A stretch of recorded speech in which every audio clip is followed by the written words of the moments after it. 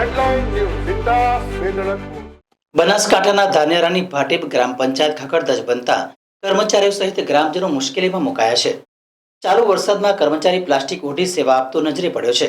તો સાથે સાથે 2015 અને 17ના પૂર્વ વખતે ડેમેજ બનેલી ગ્રામ પંચાયતને નવીન બનાવવા ગ્રામજનો સહિત પંચાયત દ્વારા જાણ કરવામાં આવી છે. ધાનેરાનું ભાટીપ ગામ તે દર વર્ષે વરસાદી પાણીથી નુકસાની નોતરતું જોવા મળી રહ્યું છે. 2015 અને 17ના પૂર્વ વખતે પણ અનેક જગ્યાએ નુકસાન થયું હતું. જોકે હાલ પંચાયત ઘર બિસ્માર બનતા અહીં આવતા અરજદારો અને ગ્રામજનો ભયના ઓથા હેઠળ આવતા હોય છે, તો કર્મચારીઓ પણ ભયમાં રહીને કામ કરતા હોય છે. વરસાદમાં ડેમેજ બનેલી પંચાયતમાંથી પાણી ટપકે છે, તો અનેક જગ્યાએ પોપડા પણ પડતા જોવા મળી રહ્યા છે. ઠેર ઠેર તિરાડો આવતા હાલ ગ્રામ પંચાયતનું મકાન ખંડેર બન્યું છે.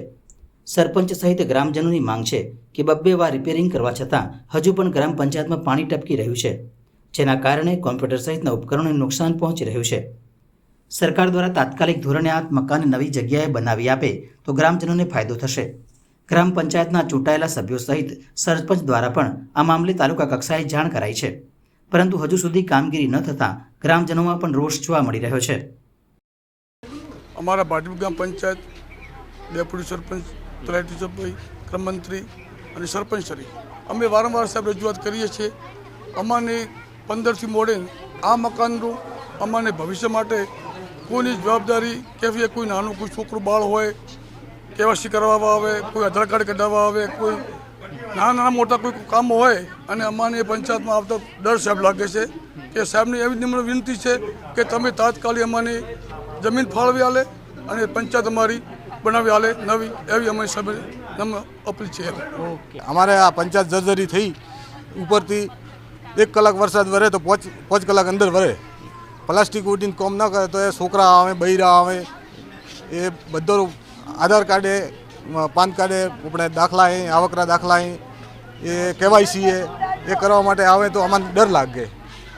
તો એમને સરકાર શ્રીને રજૂઆત છે કે ગમે તે કરીને અમારે પંચાયત બનાવી આલે. હું ભાટી વીસી છું સાહેબ. અમારે 2015માં, 2017માં, 2023માં પાણી આવ્યું, બહુ પાણી આવ્યું. પાણી એટલે લગભગ 4-5 ફૂટ પાણી ઊંચું ચાલે અને પછી અમારી પંચાયત ડેમેજ થઈ ગઈ છે. અને વરસાદનું જો પાણી ભેગું થાય દીવા ઉપર, ધાબા ઉપર, એટલે ધાબુ સુવાનું ચાલુ થાય એટલે અમને સરકાર બીજી પંચાયત, અમારી જર્જરિત પંચાયત થઈ ગઈ એટલે બીજી પંચાયત અમને બનાવી આપે તો અમને બહુ રસ છે. આ પંચાયત શું 12 મહિના રિપેરિંગ કરશો તો ચાલશે, બીજું વધારે રિપેરિંગ પણ ચાલે છે એવું નથી. અને બીજું શું કે અમારે વીસી તરીકે હોય પંચાયતમાં બેન કામ કરવું પડે એટલે સરકાર અમને કોઈ સવલત પણ આપતી નથી, વીમા કવચ જેવી વસ્તુ પણ આપતી નથી. એટલે અમારે જીવના જોખમે કામ કરવું પડે છે. તો સરકારશ્રીને અમારી નમ્ર ભલામણ છે કે અમારે વીસી માટે પણ થોડા ઘણું કરી આપે. સરકારશ્રી અમારું સાંભળે અને જે અમારા ગામ લોકોના છે જે કામ કરવા પડે છે તો ગામ લોકોના વિશેની જે પંચાયતમાં ગુણતા પડે છે બીજી પંચાયત બનાવી આલે, એમાં અમને બહુ રસ છે. અને આવતા જતાં નાના ભૂલકા હોય, બીજા હોય, શોર્ટ સર્કિટનો પ્રશ્ન ઊભો થાય તો અમારા ગામ લોકો માટે બહુ ભયજનક સ્થિતિ છે. એટલે આપશ્રીની, સરકારશ્રીની ભલામણ છે કે અમારી પંચાયત નવી બનાવી હાલે એ માટે અમારો સતત પ્રયત્ન છે. જોકે સમગ્ર મામલે તાલુકા વિકાસ અધિકારી દ્વારા આરએનબી વિભાગને પણ જાણ કરવામાં આવી છે. જોકે આરએનબી વિભાગ દ્વારા આ ગ્રામ પંચાયતની મકાનની ચકાસણી કરી તેનું રિપેરિંગ કામ કરવામાં આવશે અથવા તો નવીન બનાવવાની દરખાસ્ત પણ કરવામાં આવશે.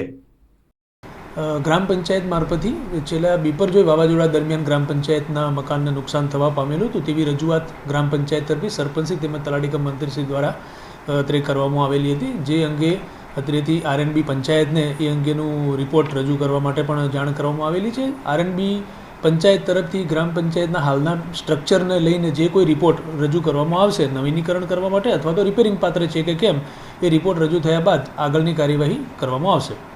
આ દ્રશ્ય છે વિકાસના વરવા ગામના, જ્યાં ગ્રામ પંચાયતના મકાનમાં વરસાદી પાણી પડતા કોમ્પ્યુટર ઓપરેટર પોતે પ્લાસ્ટિક ઢાંકી કામ કરતા જોવા મળી રહ્યા છે. પંચાયતનું મકાન ખંડેર બનતા ઠેર ઠેર તિરાડો પડી છે, તો છતમાંથી પાણી ટપકતા અહીં આવતા અરજદારો પણ મુશ્કેલીમાં મુકાયા છે.